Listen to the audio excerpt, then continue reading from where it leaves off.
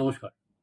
শেষ পর্যন্ত অনেক টালবাহানার পর অপারেশন সিঁদুরের সাফল্য নিয়ে ভারতের যে প্রতিনিধি দল দেশে দেশে যাচ্ছে, সেই প্রতিনিধি দলের তরফে তৃণমূলের তরফ থেকে প্রতিনিধিত্ব করবেন অভিষেক বন্দ্যোপাধ্যায়।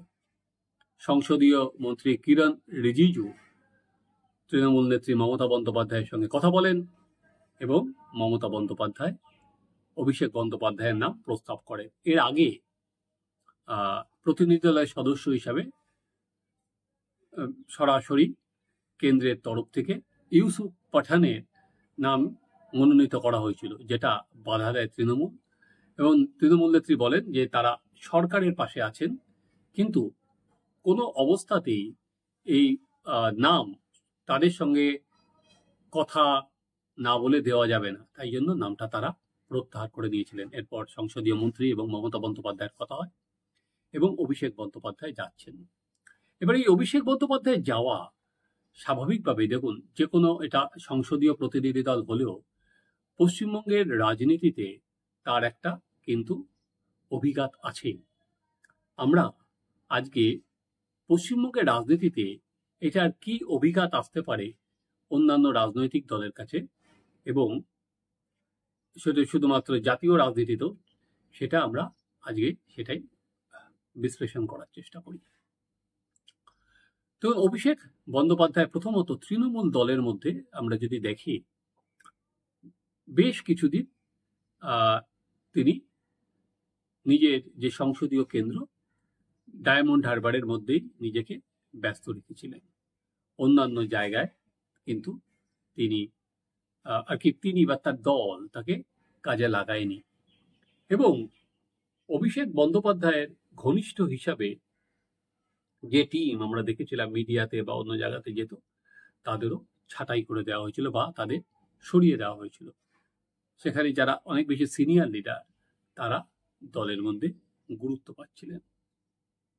এবার দলের যে রদবদল হলো প্রতিটা জেলায়, সাংগঠনিক জেলায়, সেখানে আমরা দেখলাম যে পুরনো এবং নতুন কম্বিনেশন মিলে হলো এবং অভিষেক বন্দ্যোপাধ্যায়ের প্রস্তাব কিন্তু সেখানে উনি যে সুপারিশ করেছিলেন মমতা বন্দ্যোপাধ্যায় কিন্তু তার সুপারিশ বহু অংশেই মেনে নিয়েছেন। সেখান থেকে আবার বলতে পারেন অভিষেক বা তৃণমূলের দলের সেনাপতি, তাকে যেভাবে ডাকা হতো, আবার কামব্যাক। অভিষেক বন্দ্যোপাধ্যায়ের আর কি যে সুপারিশ শুধুমাত্র যে বানা হয়েছে সেটা নয়, এরপর দলের কার্যপদ্ধতিও যেভাবে চলছে তাতে পরিষ্কার যে আইপ্যাকও আবার গুরুত্ব নিয়ে ফিরে এসছে। যে আইপ্যাকের বিরুদ্ধে তৃণমূলের একাধিক নেতা সুর চলিয়েছিলেন, আইপ্যাক টাকা তুলে সে কথা বলেছিলেন, সেই আইপ্যাক কিন্তু আবার আমরা দেখতে পাচ্ছি আর কি দলের কাজেও ফিরে এসেছেন। আপনারা যদি তৃণমূলের যে পেজ আছে অল ইন্ডিয়া তৃণমূল কংগ্রেস, সেখানে যদি নজর দেন, সেখানে দেখতে পারবেন গত 3 দিন ধরে যে পোস্ট হচ্ছে সেটা অনেক প্রফেশনালি করা হচ্ছে। সেই আগে যা পোস্ট হচ্ছে বোঝাই যাচ্ছে তাতে একটা পেশাদারিত্বের ছোঁয়া আছে।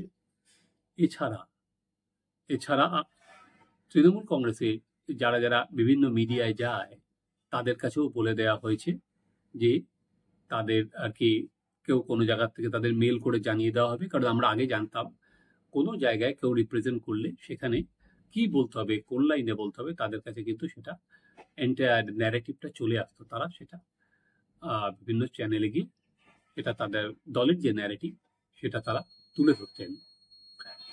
মধ্যখানে যখন আইপ্যাক কোণঠাসা হয়ে গিয়েছিল, তখন কোন চ্যানেলে কে যাবেন বা না যাবেন এটা একটা কমিটি করা হয়েছিল এবং সেখানে অরূপ বিশ্বাস এদের একটা বড় রোল ছিল।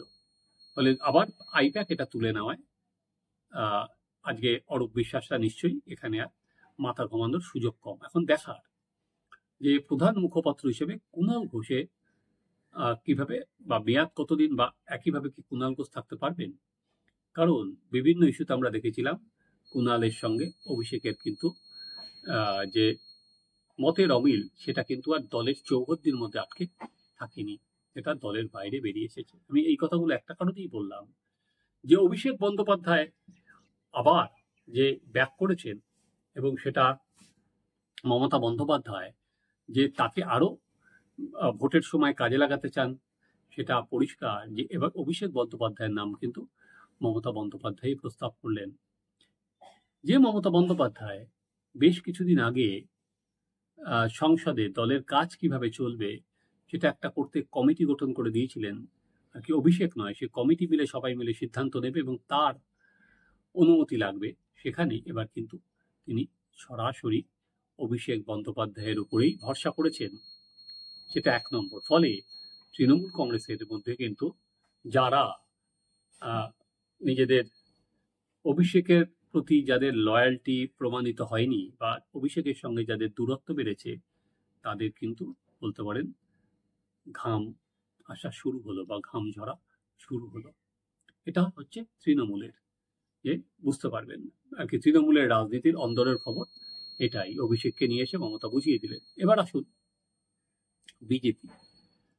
এটা ঠিক, দেখুন বিজেপির অন্দরে বহুদিন ধরেই কিন্তু যারা বিজেপির কর্মী আছেন, বিশেষ করে নিচু তলার, তাদের কাছে কিন্তু অনেক দিন ধরেই তাদের অন্যতম বড় অভিযোগ যে যাদের বিরুদ্ধে তৃণমূলের অভিযোগ আছে তাদের বিরুদ্ধে কড়া ব্যবস্থা কেন্দ্র নেয় না। বারবার করে বলার পরেও তাদের বিরুদ্ধে কেন্দ্র কোনো কড়া ব্যবস্থা নিচ্ছে না। দল একদিকে বলছে পিসি চোর ভাইপো চোর, অথচ কিন্তু কোনো কড়া ব্যবস্থা নেওয়াই হচ্ছে না। এবং এই যে অভিষেক বন্দ্যোপাধ্যায় যাওয়া, সেটা কিন্তু বিজেপির যারা কর্মী তাদের কাছেও কিন্তু একটা বলতে পারেন আঘাত। যদিও মুখে বিজেপি সবসময় বলবে যে এটা ভারত, এখানে এখানে রাজনীতির কোনো জায়গা নেই, এখানে যেখানে দেশের নিরাপত্তার প্রশ্ন সেখানে কোনো রাজনীতির বিষয় নেই, তাই এখানে অভিষেক বন্দ্যোপাধ্যায় গেলেন কি গেলেন না সেটা তৃণমূলের বিষয়, তৃণমূলের শুভবুদ্ধির উদয় হয়েছে, কিন্তু মনের কোণে কিন্তু খিচখিচ একটু থেকেই যাবে। তৃণমূল কংগ্রেসই একমাত্র দল যারা এখনো পর্যন্ত কিন্তু আমরা দেখলাম অপারেশন সিঁদুরের পর এটার কোনো রাজনীতিকরণ এখনো পর্যন্ত অফিসিয়ালি করেনি। পেহেলগাঁওয়ের যখন স্ট্রাইকটা হয়েছিল তখন কিন্তু তৃণমূল কংগ্রেস প্রশ্ন তুলেছিল নিরাপত্তার গাফিলতি নিয়ে। কিন্তু সময় যখন এই 7 তারিখ মে অপারেশন সিঁদুর হলো এবং পাকিস্তানের জঙ্গি ঘাঁটিতে ভারতীয় সেনা প্রত্যাঘাত করলো, তারপরে কিন্তু তৃণমূল কংগ্রেস আর আমরা দেখেছিলাম কোনো অবস্থাতেই কিন্তু সরকারের সমালোচনায় যাচ্ছে না। অন্য দল যেখানে সরকারের সমালোচনা করছে এবং ডোনাল্ড ট্রাম্প কিভাবে নাক গলালো, কিভাবে ডোনাল্ড ট্রাম্প কি যুদ্ধ থামিয়েছে, উনি কি বাণিজ্য বন্ধের হুমকি দিয়েছেন, উনি কিভাবে কাশ্মীর ইস্যুতে মাথা গলান, নানা প্রশ্ন বিরোধী রাজনৈতিক দল তুলছে, সেখানে কিন্তু তৃণমূল কংগ্রেস দেখলাম এই ইস্যুতে কিছু বলছেই না। উল্টে তারা 7 তারিখের আগে যে নিরাপত্তা নিয়ে প্রশ্ন তুলছিল, রোজ একজন এমপি দেখতাম নিরাপত্তার প্রশ্ন তুলতেন, তারা ওই তাদের অল ইন্ডিয়া তৃণমূল কংগ্রেসের ফেসবুক পেজে পোস্ট হতো, সেগুলো কিন্তু আর একেবারেই নেই। তারপর থেকে অপারেশন সিঁদুরের পর একেবারে কেন্দ্র যে সুরে কথা বলছে সেই সুরে মমতা বন্দ্যোপাধ্যায় দলও কথা বলছে। ইউসুফ পাঠানকে মমতা বন্দ্যোপাধ্যায় যখন নামটা প্রত্যাহার করে নেন, সেই সময় কিন্তু মমতা বন্দ্যোপাধ্যায় বলেছিলেন নাম আমি দিতে পারছি না, কিন্তু এই ইস্যুতে আমরা কেন্দ্রের সঙ্গে আছি, কেন্দ্র যা করবে। অর্থাৎ কোনো সমালোচনা কিন্তু ইউসুফ পাঠানকে সরিয়ে নিয়েছিলেন বটে, কিন্তু কোনো সমালোচনা কিন্তু মমতা বন্দ্যোপাধ্যায় করেননি এবং তৃণমূলের অন্যরাও করেননি। এটা গেল হচ্ছে বিজেপি। ধরুন আমি বললাম বিজেপি, কিন্তু বিজেপির যারা কর্মী তাদের মনের ওপর কিন্তু এটা আঘাত তো বটেই। তারা কারণ আর 1 বছর পর ভোট, এবং সিপিএম যেখানে বারবার করে একটা সেটিং এর তত্ত্ব তুলে ধরছে সেটা কি আরো বিশালভাবে ফিরে আসবে, সেই তাদেরও সেটা ভাবাবে। এবার আসুন সিপিএম আর কংগ্রেসের। কংগ্রেস পশ্চিমবঙ্গে কিছুই নেই, বা কি বলে বা না বলে তাতে এত জনমতে কিছু এসে যায় কিনা, কিন্তু কংগ্রেসের যারা নেতা আছেন বা কর্মী আছেন তাদের কাছে একটা প্রশ্ন তো উঠবেই, সেটা হচ্ছে মমতা বন্দ্যোপাধ্যায় যেরকম রুখে দাঁড়িয়েছিলেন, রুখে দাঁড়িয়ে উনি কেন্দ্রকে বাধ্য করেছেন যে নিজের প্রতিনিধি নাম তিনি নিজে ঠিক করবেন, সেটা কি কংগ্রেস কেন পারল না? কারণ কংগ্রেসের তরফে 4টে নাম দেওয়া হয়েছিল, তার মধ্যে মাত্র একটা নাম কেন্দ্র রেখেছে আনন্দ শর্মার নাম, আর 3টে নাম কিন্তু বাদ দিয়ে দিয়েছে।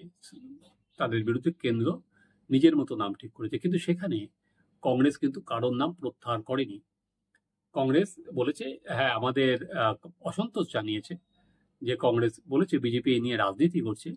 একই কিন্তু কংগ্রেস এদের কারোর যাওয়া আটকায়নি, বলেনি যে একবারও শশী থারুর যাবে না।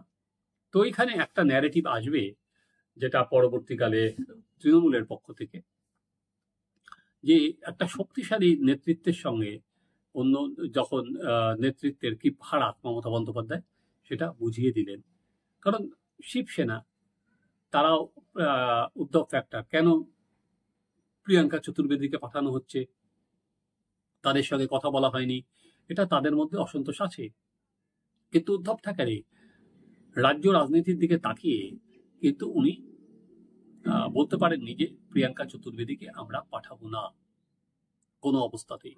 সেটা কিন্তু উনি পারেননি। মমতা বন্দ্যোপাধ্যায় একটা ঝুঁকি নিয়ে এই কাজটা করেছিলেন। কেন বলছি, যদি মমতা বন্দ্যোপাধ্যায় দলে কেউ না যেত, তাহলে যতই অপারেশন সিঁদুরের পর পাশে থাকুক তৃণমূল কংগ্রেস, এখানে কিন্তু বিজেপি যে প্রচারটা তুলতো, যেটা অলরেডি কালকে আমি দেখলাম বলছে যে তারা পাকিস্তানকে কি কোনো সিগন্যাল দিচ্ছে যে দেখো না তোমাদের পাশেই আছি আমরা, যতই অপারেশন সিঁদুর নিয়ে বলি না কেন।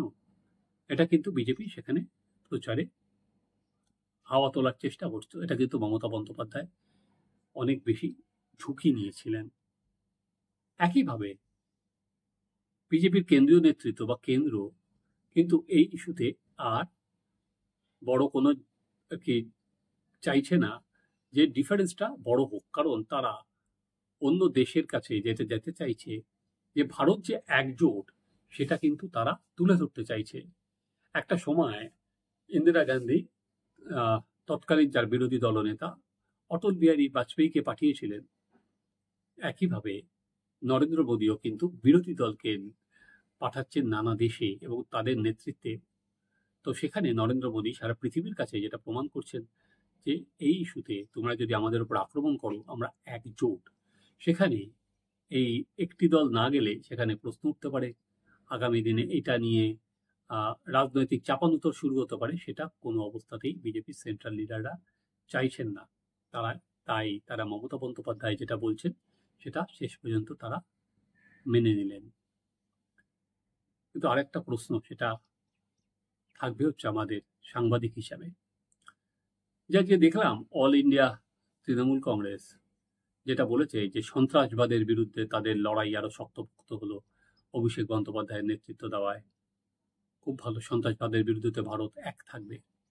কিন্তু যখন পশ্চিমবঙ্গে যখন মৌলবাদী শক্তির উত্থান হচ্ছে, সেই সময় দাঁড়িয়ে অভিষেক বন্দ্যোপাধ্যায় কি ভয়েস রেস করবেন, নাকি সেখানে তিনি চুপ করে থাকবেন? কারণ মুর্শিদাবাদের ঘটনার পর মৌলবাদীদের উত্থান নিয়ে অভিষেক বন্দ্যোপাধ্যায় কিন্তু কোনো কথাই বলেননি। ফলে সন্ত্রাসবাদ, মৌলবাদ সেটা কিন্তু পশ্চিমবঙ্গের ক্ষেত্রেও অন্যতম